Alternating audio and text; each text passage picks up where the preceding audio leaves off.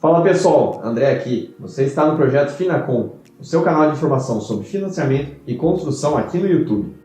Na hora de fazer um financiamento imobiliário, você vai conversar com um gerente, com um correspondente, e ele começa a despejar várias siglas na sua cabeça. Eu confesso que eu mesmo, quando eu estou falando aqui com vocês, eu cometo esse erro de falar várias siglas e misturar com outras siglas. A utilização delas é para evitar ser muito prolixo, mas o que acaba acontecendo mesmo é que esse tanto de siglas causa uma confusão mental. E duas das siglas que mais acabam causando dúvida na cabeça das pessoas é entre a tabela SAC e a tabela Price. O que são elas? Qual é a melhor?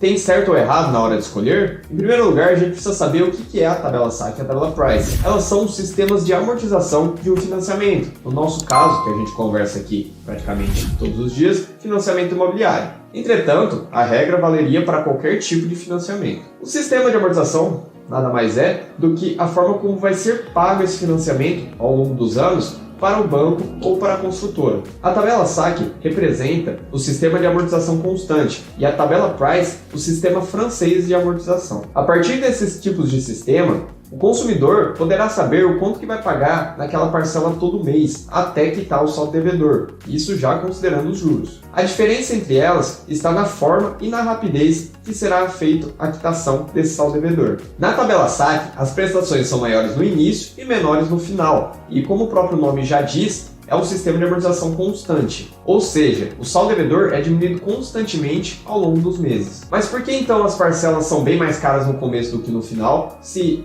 eu estou amortizando o saldo devedor constantemente? Porque no começo você irá pagar o mesmo saldo devedor do que no final, só que você vai pagar uma boa carga de juros ali nas primeiras parcelas. Apenas lá no final do financiamento que você vai estar pagando na tua parcela uma porcentagem maior de saldo devedor do que de juros. Já na tabela Price, as prestações elas são fixas, elas não variam muito entre a primeira e a última. Dentro do valor dessa parcela, se a gente for discretizar, ainda boa parte do saldo devedor é pago no final do financiamento, assim como na tabela SAC. Porém, como você tem uma parcela ali constante todo mês, teoricamente é mais fácil de você manter o controle sobre esse financiamento. E qual das duas é melhor para financiamento imobiliário? Bom, eu particularmente indico sempre para quem está fazendo financiamento imobiliário optar pela tabela SAC, mas essa decisão é única e exclusivamente por parte do comprador. Eu prefiro a tabela SAC porque, como os juros incidem sobre o valor do saldo devedor, quanto maior a parcela que eu pagar no início, menos juros ao longo dos anos eu vou ter para pagar no financiamento. O que você consegue comprovar se você somar todos os valores das parcelas de um mesmo financiamento na tabela SAC e na tabela Price. Isso, vale dizer, ocorre pelo tempo grande que o financiamento imobiliário tem, em torno ali de 20 a 35 anos. Se fosse um financiamento, como por exemplo de um carro, que dura em torno de 4 a 5 anos, as contas seriam diferentes e talvez até seria melhor utilizar a tabela Price. Outro fator que não pode ser desconsiderado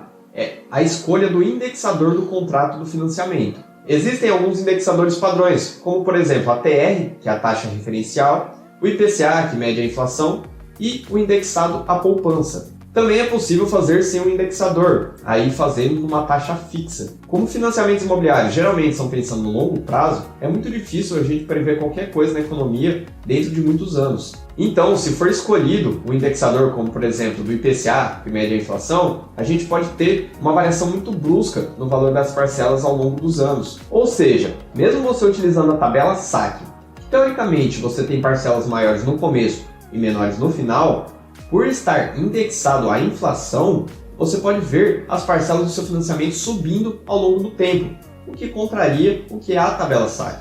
Por isso, muito cuidado na hora de optar por um financiamento que as taxas aparentemente são baixas, só que o indexador delas tende a variar muito ao longo do tempo. Ou mesmo fazendo numa taxa fixa, você vai ter muito mais previsibilidade na hora de pagar o seu financiamento. E aí, ficou alguma dúvida com relação aos sistemas de amortização utilizados em financiamento? Deixa aqui embaixo nos comentários. E se você chegou até aqui e você realmente gostou desse vídeo, considere se inscrever no canal para saber mais sobre financiamentos. Você acabou de assistir o Projeto Finacom. Nós temos vídeos todas as terças e sextas, todas as semanas. Muito obrigado pela sua audiência e a gente se vê no próximo vídeo. Tchau, tchau!